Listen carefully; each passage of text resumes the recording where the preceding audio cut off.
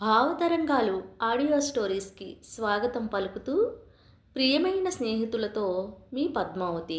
స్నేహితులు, ఈరోజు నేను మీకు వినిపించబోయే కథ జారుడు మెట్లు. రచించిన వారు గంటి భానుమతి గారు. మరి కథలోకి వెళ్ళే ముందు ఒక చిన్న రిక్వెస్ట్ అండి. నేను వినిపించిన కథలు మీకు నచ్చితే లైక్ చేయండి, షేర్ చేయండి, సబ్స్క్రైబ్ చేసుకుని నన్ను ఎంకరేజ్ చేయండి. మరి ఇక కథలోకి వెళదామా? జారుడు మెట్లు కథ. రచన గంటి భానుమతి గారు. అది యమునా తీరం కాదు, వీస్తున్నది మలయ సమీరము కాదు. ఎయిర్ కండిషనర్ పంపుతున్న చల్లగాలికి పరవశిస్తూ ఆ రెస్టారెంట్లో ఓ మూల కూర్చుని ఆ మసక మసక చీకట్లో గుడ్డి వెలుతురులో 6 గంటలకి వస్తానన్న జాహ్నవి కోసం ఎదురు చూస్తున్నాడు ఆర్య. 100సారి వాచి చూస్తుండగా 6 గంటల 5 నిమిషాలకి జాహ్నవి వచ్చింది. ఆమెతో పాటు ఓ పరిమళాన్ని మోసుకొచ్చింది.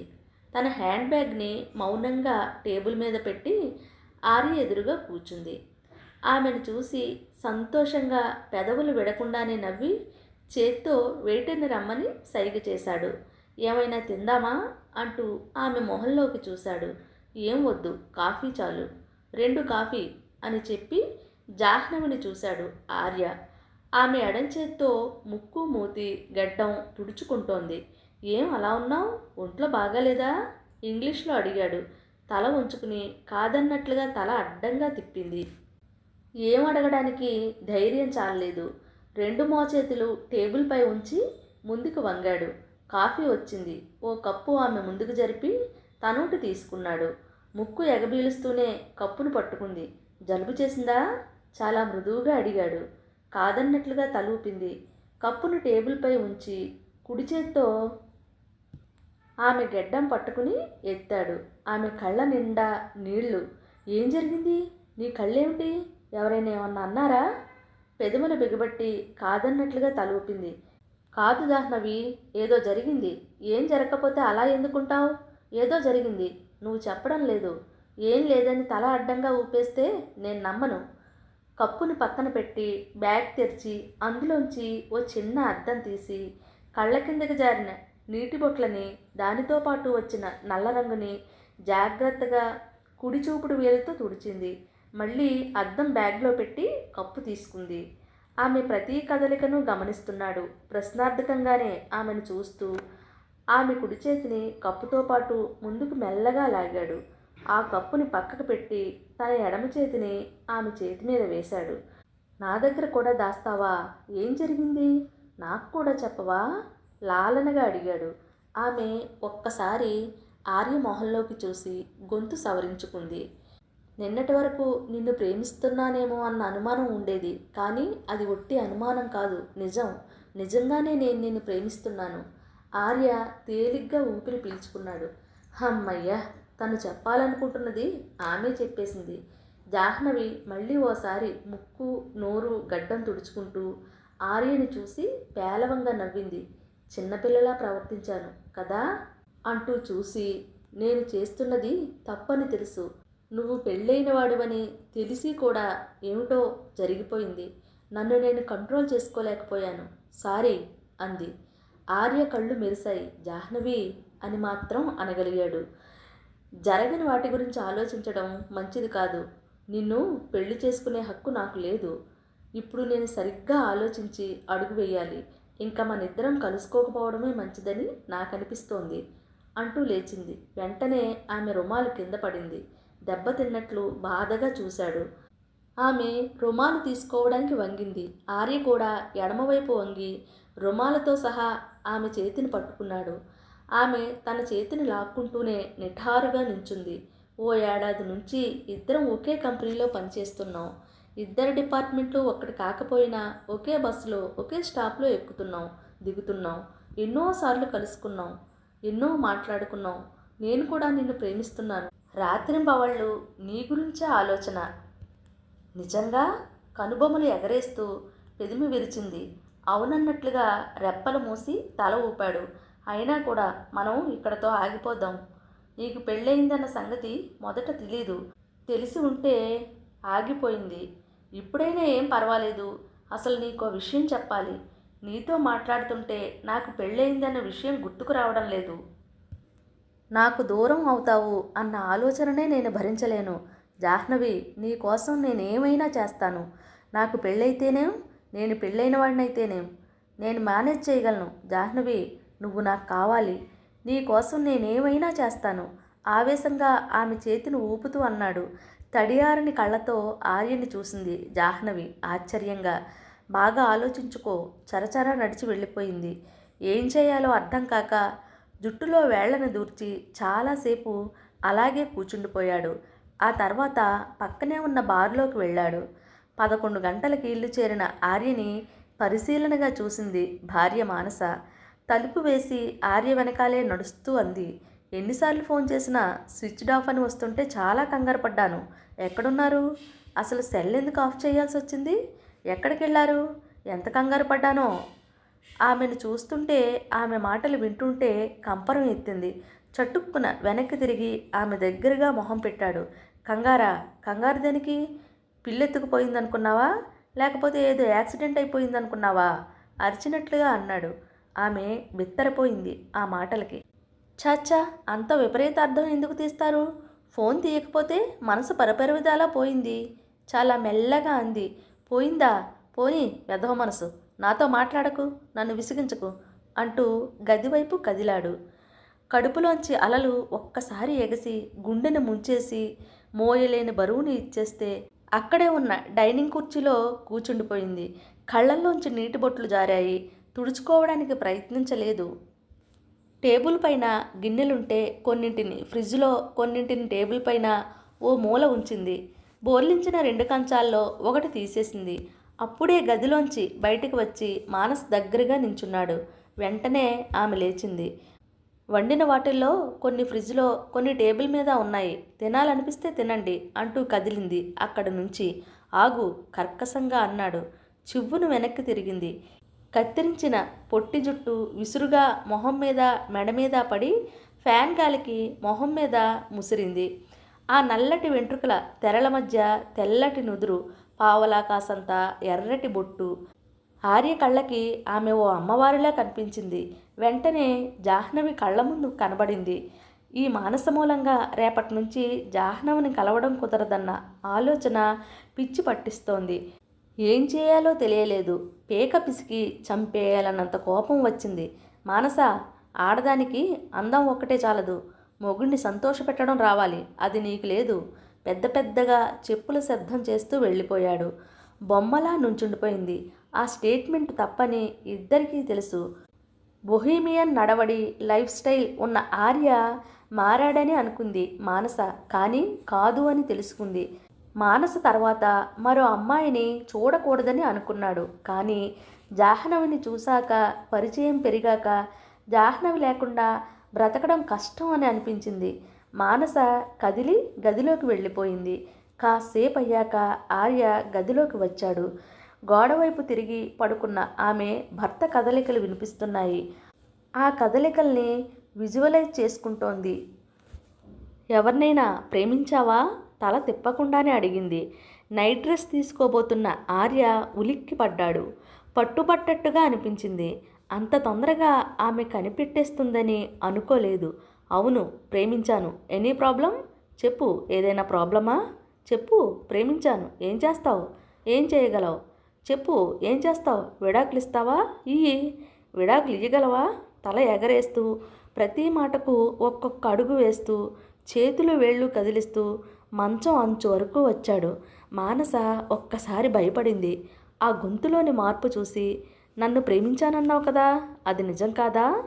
మాటికి మాట బాగా చెప్తున్నావు. నీది డబ్బున్న గర్వం. గర్వం ఉన్న ఆడదాన్ని ఏ మొగుడు ఇష్టపడడు అంటూ వెళ్ళిపోయాడు. ఏం తినాలనిపించడం లేదు. మంచినీళ్ళు కూడా తాగకుండా 2 నిద్రమాత్రలు వేసుకుని ముందు గదిలోని సోఫాలో పడుకున్నాడు. మొహం మీద వెచ్చటి ఎండ పడుతుంటే మెలకువ వచ్చింది. మత్తుగా గోడ గడియారం కేసి చూశాడు. 7:30 దాటింది. టాబ్లెట్లు బాగా పనిచేశాయి. హాయిగా అనిపించింది. రిలాక్స్డ్గా ఉంది. కంపెనీ బస్సు వెళ్ళిపోతుంది, కారులో వెళ్ళొచ్చులే అని అనుకుంటూనే బాత్రూంలోకి వెళ్ళాడు. ఇల్లు నిశ్శబ్దంగా ఉంటే మానస్ కోసం అటూ ఇటూ చూశాడు. కనపడలేదు. ఏదో ఓ మూల కూర్చుని ఏడుస్తుందేమో, ఏడవని. వంటింట్లోకి వెళ్ళాడు. గ్యాస్ పక్కన ఓ ప్లేట్లో బిస్కెట్లు, ఓ గ్లాసులో జ్యూసు, మరో గ్లాసులో పాలు మూతలు పెట్టి ఉన్నాయి.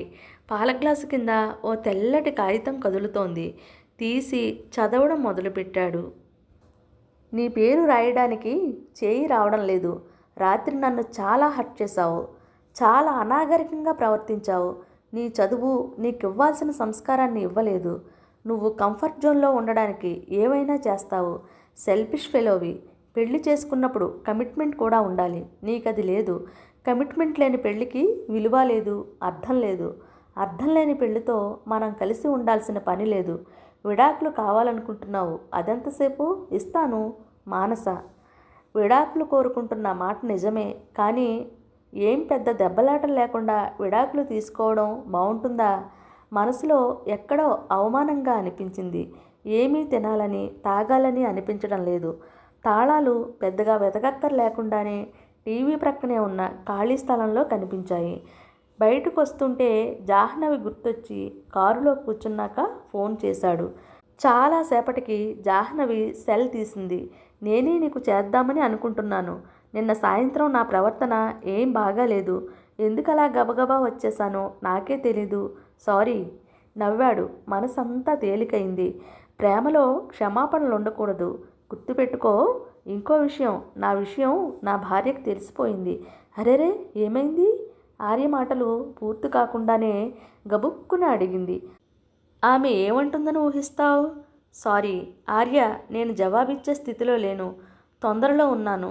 ఓకే, నేనే చెప్తాను. మానసికి పూర్తిగా ఏమీ తెలియకపోయినా గ్రహించింది. తొందరగా రియాక్ట్ అయింది. డైవోర్స్ ఇవ్వడానికి రెడీ అయిపోయింది. ఆమె నుంచి మనకేమీ అడ్డులేదు. ఇంకా నీకు అభ్యంతరాలు ఏవి ఉండవనుకుంటాను. ఒక్క సెకండు మౌనం. నిజమా? అంది. అబద్ధం చెప్పాల్సిన పనే ఉంది అంటూ కారు స్టార్ట్ చేశాడు. మళ్ళీ మౌనం. తను అంటే అదే నీ భార్య మనసు మార్చుకోదన్న నమ్మకం నీకుందా? కుడి చేతితో స్టీరింగ్ తిప్పుతూ ఎడం చేతితో సెల్లో మాట్లాడుతూ వెళ్తున్నాడు. అఫ్కోర్స్ ఆమె సంగతి నాకు బాగా తెలుసు. మాట్లాడుతూ కారు నడపడం చాలా కష్టంగా ఉంది. ఓ పని చేయి జాహ్నవి. నిన్న సరిగ్గా మాట్లాడుకోలేదు. ఇన్కంప్లీట్గా లేదా నిన్నటి మీటింగ్? ఈవేళ అలా కాకుండా చాలా మాట్లాడుకోవాలి. ఆఫీస్ నుంచి వచ్చేటప్పుడు బేగంపేటలో దిగుదాం. ఏంటి, ఆఫీసులో లేవా? ఆఫీస్కి వెళ్ళలేదా? ఏం, ఎందుకు? అరే ఓకే, ఇంట్లోనే ఉన్నావు కాబట్టి డైరెక్ట్గా నిన్న మనం కూర్చున్న ప్లేస్కే వచ్చేయి. ఆమె ఏమందో వినపడలేదు. బయట అంత ట్రాఫిక్ ధ్వనులు. సాయంత్రం 6 అవుతుండగా రెస్టారెంట్కి వెళ్ళి ఓ మూల కూర్చున్నాడు. మసక చీకట్లో గుడ్డి వెలుతురులో రాధ కోసం ఎదురుచూస్తున్న కృష్ణుడిలా. 6:30 అయినా రాలేదు. 2 సార్లు ఆమెకు ఫోన్ చేశాడు. రెస్పాన్స్ లేదు. ఏం జరిగి ఉంటుందో ఊహించడానికే భయం వేసింది. ఓ అరగంట వరకు ఫోన్ చేస్తూనే ఉన్నాడు. ఇల్లు తెలీదు. అసలు ఆమె ఎక్కడ ఉంటుందో కూడా తెలీదు. బస్టాపు ఇద్దరిది ఒకటే అయినా ఆమె ఆటోలో స్టాప్కి వస్తుంది. తనకి పెళ్ళయింది అన్న ఆలోచనలోనే ఉండడం వల్ల, ఆమె ఎక్కడుంటుందో అడిగితే చీప్ అయిపోతాడేమో అన్న ఆలోచన కూడా ఉండడం వల్ల ఆమె పర్సనల్ విషయాలు అడగలేదు. ఏం చేయాలో తెలియక, ఎక్కడ ఆమెను వెతకాలో, ఎలా కాంటాక్ట్ చేయాలో అర్థం కాక నీరసంగా ఇంటికి వెళ్ళాడు. ఫ్లాట్ ముందు ఎప్పుడూ వెలిగే దీపం వెలగడం లేదు. అప్పుడు గుర్తొచ్చింది మానస ఇంట్లో లేదన్న సంగతి. తాళం చేతుల కోసం ఓ 2 నిమిషాలు వెదికాక అవి దొరికాక తాళం తీసి ఇంట్లోకి అడుగుపెట్టాడు. చీకటి, నిశ్శబ్దం. ఓ మనిషి అలికిడి లేకుండా, లేటైనా లేకుండా ఎందుకో ఓ క్షణం భయంగా అనిపించింది. లైటర్ తీసి వెలిగించాడు. ఆ వెలుగులో లైట్ స్విచ్ వేశాడు. ఫ్యాన్ కూడా వేసుకుని సోఫాలో కూర్చుని తల వెనక్కి వాల్చి కళ్ళు మూసుకున్నాడు.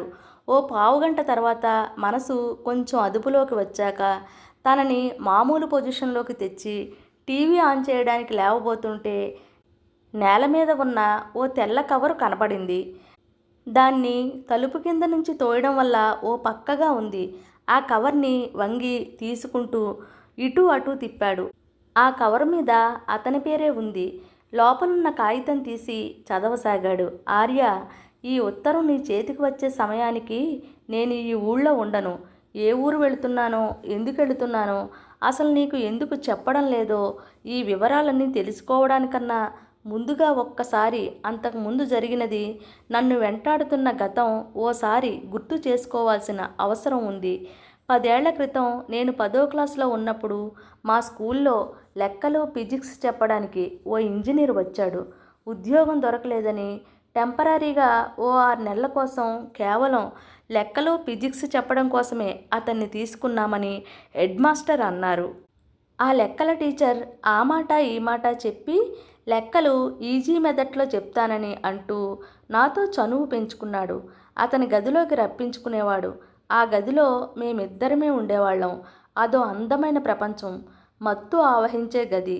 పరీక్షలు అయిపోయాయి. ఆ ఇంజనీర్ వెళ్ళిపోయాడు. రిజల్ట్స్ వచ్చాయి.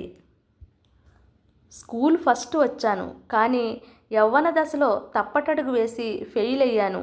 ఫలితంగా జీవితంలో, శరీరంలో మార్పులు, సంఘం ఆమోదించని మార్పులు. ఇంట్లో తెలిసింది. స్కూల్కి వెళ్ళాం. హెడ్ మాస్టరు ఆ ఇంజనీర్ అడ్రస్ ఇచ్చాడు. అది హైదరాబాద్ అడ్రస్సు. మాకు హైదరాబాదు దూరం. నేను, నాన్న రైలెక్కి టీచర్ ఇంటికెళ్ళాం. కొంచెం వెతుక్కున్నా కనుక్కోగలిగాం. జరిగినది నా విషయం నాన్న వాళ్లతో చెప్పాడు. నాకేం తెలీదు, అది నీ ప్రాబ్లం అన్నాడు. నాన్న కాళ్ళా వేళ్ళా పడి బతిమాలాడు, ప్రాధేయపడ్డాడు. నేను ఏడ్చాను. పోలీసులకి అతని గురించి చెప్పాలని మాకు తెలీదు. మహిళా సంఘాల సాయం కోరాలని తెలీదు. గుడారం వేసి ధర్నా చేయాలని తెలీదు. ఈ ఆంధ్రదేశంలోని ఓ మూల జిల్లాలోంచి వచ్చిన వాళ్ళం. ఊరికి తిరిగి వెళ్ళడానికి ధైర్యం చాలలేదు. ఓ ప్రైవేట్ ఆసుపత్రిలో అబార్షన్ చేయించడానికి వెళ్ళాం. నాన్న నన్ను అక్కడ ఉంచేసి వెళ్ళిపోయాడు. డబ్బు తెస్తానని. కానీ నాన్న రాలేదు, డబ్బు తేలేదు. నా సంగతి ఓ దంపతులకి చెప్పింది ఆ డాక్టర్. వాళ్ళు నన్ను వాళ్ళ ఇంటికి తీసుకువెళ్ళారు. ఓ వారం రోజులు అయ్యాక నేను ఇంటికి ఉత్తరం రాశాను. జవాబు రాలేదు. అమ్మ వాళ్ళకి ఫోన్ లేదు కాబట్టి పక్కనున్న దుకాణంలోకి ఫోన్ చేసినా మాట్లాడడానికి ఇష్టపడలేదు. నన్ను వదిలేశారని నాకు అర్థమైంది. ఆ దంపతులకి పిల్లలు లేరు, పెద్ద డబ్బు కూడా లేదు. అయినా నన్ను, నా కడుపులో ఉన్న జీవిని ఆహ్వానించారు. ఈ ప్రపంచం నా తల్లిదండ్రులతో సహా ఇవ్వడానికి నిరాకరించిన ప్రేమని వాళ్ళిచ్చారు. ఆ ఇంజనీరువి నువ్వే. ఎప్పుడైనా జరిగింది నీకు గుర్తుందా? ఏ క్షణాన్నైనా నా కళ్ళల్లోని నీళ్లు కానీ, మా నాన్న దీనాతిదీనమైన మొహం కానీ గుర్తుకొచ్చిందా? పోనీ ప్రయత్నించావా గుర్తు తెచ్చుకోవడానికి? ఆ 15 ఏళ్ల గర్భిణీ పిల్ల గతి ఏమై ఉంటుందో అన్నదైనా కనీసం నీకు గుర్తుందా? నువ్వు ఆలోచించి ఉండవు. విలువ ఇవ్వని దాని గురించి ఆలోచన ఎందుకని అనుకుని ఉంటావు. స్కూలు, ఇల్లు తప్ప మరోటి నాకు తెలీదు. పసిమొగ్గలాంటి వయసులోనే భయంకరమైన జీవితాన్ని చూపించావు. తప్పు జరిగింది. దానికి నేను ఒక్కదాన్నే బాధ్యురాల్ని కాదు. అమాయక వయసులో జరిగినది తప్పు కాదని నన్ను పెంచిన ఆ ముసలి దంపతులు రోజూ ధైర్యం చెప్పేవారు. ఆ ధైర్యం రోజురోజుకి నన్ను ఓ అడుగు ముందుకు వేయించేది. ఓ బాబు పుట్టాడు. ఆ దంపతులు మా ఇద్దరినీ పెంచారు. నన్ను ఇంటర్లో చేర్పించారు. 10వ క్లాస్ వరకు చదివింది. ఓ మారుమూల జిల్లాలో వెనకపడ్డ కులం ఆడపిల్లని. మంచి మార్కులు అన్నీ కలిపి చూసిన కాలేజీ వాళ్ళు ఎక్కువ జీతం తీసుకోకుండానే నా చదువుకి తోడ్పడ్డారు. మంచి మార్కులు వచ్చాయి. మంచి ఇంజనీరింగ్ కాలేజీలో సీట్ వచ్చింది. ఇంజనీరింగ్లో ఉండగానే ఉద్యోగం వచ్చింది. ఉద్యోగంలో చేరిన ఏడాదికే నన్ను యుఎస్ పంపారు. 2 ఏళ్ళు అక్కడ ఉండి వచ్చాను. ఆ తర్వాత నా అప్లైజర్ రిపోర్ట్స్ బాగుండడం వల్ల జీతం బాగా పెరిగింది. ఏడాదికి నాకు 10 లక్షల జీతం. అదే పల్లెటూరులోని అమ్మా, నాన్న, తమ్ముడిని నా వైపుకు లాగింది. వాళ్ళు కూడా మామూలు నీలాంటి మనుషులే. 15 ఏళ్ల పిల్లని ఆసుపత్రిలో పడేశాను. ఏమైందని కానీ, అసలు ఉందో లేదో, చచ్చిందో బతికే ఉందో అని ఒక్కసారి కూడా చూడ్డానికి రాలేదు. కానీ ఏం చేస్తాను? పరిస్థితులు నాకు నేర్పిన పాఠాలు నన్ను మానసికంగా ఎదగడానికి తోడ్పడ్డాయి. అందుకే వాళ్ళని నేనే వెళ్ళి తీసుకొచ్చాను. నా జీవితం ఇప్పుడు బాబు చుట్టూ ఉంది. ఓ మంచి స్కూల్లో మంచిగా చదువుకుంటున్నాడు. తండ్రి లేడని వాడి స్కూల్ అప్లికేషన్ ఫారంలో రాశాను. ఇల్లీగల్ చైల్డ్ అన్నది ఎవ్వరికీ తెలియకూడదనే అలా చేశాను. హైదరాబాద్లోని మరో కంపెనీలోకి మారాక బస్టాప్లో నిన్ను చూసి నేను గుర్తుపట్టాను. పాఠం చెప్పేటప్పుడు నీ మొహం రోజూ చూసేదాన్ని కదా. పైగా నువ్వు చేసిన దానికి నిన్ను నీ మొహాన్ని ఎలా మర్చిపోగలను? మర్చిపోతే నన్ను నేను మర్చిపోయినట్లే కదా. ఆశ్చర్యం ఏమిటంటే నువ్వు నన్ను గుర్తుపట్టలేదు. ఓ 15 ఏళ్ల అమ్మాయి 20 ఏళ్ల అమ్మాయిగా మారేలోగా ఎన్నో మార్పులు, శారీరకంగా, మానసికంగా, విద్యాపరంగా, ఆర్థిక పరంగా, సామాజిక పరంగా, అన్నింటికీ మించి నా వస్త్రధారణ. నిన్ను గుర్తుపట్టాక నీ గురించి తెలుసుకున్నాను. ఏడాది క్రితం పెళ్ళయిందని తెలిసింది. మనిద్దరి యూనిట్లు, బిల్డింగ్లు వేరైనా కూడా బస్టాప్లో నన్ను చూసే తీరు, అది గమనించాక నువ్వు మారలేదని గ్రహించాను. నీ జీవితం పాడు చేయాలన్న ఉద్దేశంతోనే నీతో మాట్లాడాను. నీ గుణాలు ఎలాంటివో నీ భార్యకు తెలియాలి. ఆమెను బాధ పెడుతున్నానని తెలుసు, కానీ తప్పదు. అందుకే ఈ ఉత్తరం జిరాక్స్ చేసి ఆమెకు కూడా పంపాను. ఆమె అడ్రస్సు ఎలా తెలుసుకున్నానో నీకు అనవసరం. ఇంతవరకు నన్ను మర్చిపోయినా, నేనెవరో, ఏ జిల్లాలో పరిచయమో నీకు గుర్తు లేకపోయినా ఇప్పుడు మాత్రం మర్చిపోవులే. అన్నట్లు నా పేరు జాహ్నవి కాదు. స్కూలు రికార్డులో, ఆఫీస్లో నా పేరు వేరే. ఏ పేరైతేనే మనిషినే గుర్తుపట్టలేదు, పేరేం గుర్తుంటుందిలే. ఇంకా ఇప్పటినుంచి నీ జీవితం పాకుడురాళ్లే. జారడం ఒకటే నీకు మిగిలేది. నీ సంగతి తెలిసిందంటే మోరల్ వాల్యూస్ చూసే ఏ కంపెనీ కూడా నీ సీవీ ఎంత బాగున్నా తీసుకోదు. నీతి నియమం లేని జీవితం బూమరాంగ్లాగా నిన్ను ఏదో ఒక రోజున కాళ్ళ కింద నుంచి లాగేస్తుంది. ఇట్లు జాహ్నవి. ఉత్తరం చేతిలోంచి జారిపోయి గాలికి 2 సార్లు లేచి ఓ మూలగా కిటికీ కర్టెన్ దగ్గర వాలింది. శరీరంలోని శక్తినంతా ఆ ఉత్తరంలోని అక్షరాలు లాగేశాయి. అలాగే నిస్సత్తుగా చాలాసేపు కూర్చుండిపోయి గుర్తు వచ్చినట్లు లేచి విస్కీ, సోడా గ్లాసు తెచ్చుకుని సోఫాలో కూర్చున్నాడు. లైట్ ఆర్పేశాడు. చేతిలో గ్లాసు, తోడుగా చీకటి. ఎన్నాళ్ళో ఇలా అని ప్రస్తుతానికి ఆలోచించదలుచుకోలేదు. స్నేహితులు, కథ చాలా చాలా చాలా బాగుంది కదా. నాకైతే ఆ అమ్మాయి ధైర్యానికి హ్యాట్స్ ఆఫ్ చెప్పాలని ఉందండి. ఇలాంటి వనితలు నిజ జీవితంలో కూడా చాలామంది ఉంటారు. ఈ కథ రచనా మాసపత్రిక ఏప్రిల్ 2009 సంవత్సరంలో ప్రచురింపబడింది. ఈ రచన కోసం గంటి భానుమతి గారి ఆలోచన విధానం చాలా బాగుంది కదా అండి. స్నేహితులు, కథ నచ్చిందా? నచ్చితే లైక్ చేయండి, షేర్ చేయండి, సబ్స్క్రైబ్ చేయండి. మరెన్నో మంచి మంచి కథలతో మళ్ళీ కలుసుకుందామని చెబుతూ ప్రేమతో మీ పద్మావతి. ఇక ఉంటానండి. సెలవా మరి.